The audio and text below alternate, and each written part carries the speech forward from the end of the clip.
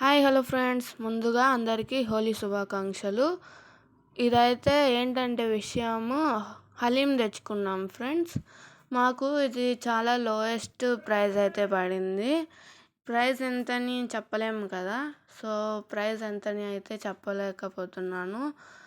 ఇదైతే కేజీస్ లాగా అమ్ముతున్నారు తిరుపతిలో అయితే. సో నేనైతే 250 గ్రామ్స్ అయితే తీసుకున్నాను. 250 గ్రామ్స్ అనేది 2 బాక్సెస్ అయితే తీసుకొచ్చుకున్నాను అనమాట. ఒకటి నాకు, ఒకటి మా సిస్కి అని.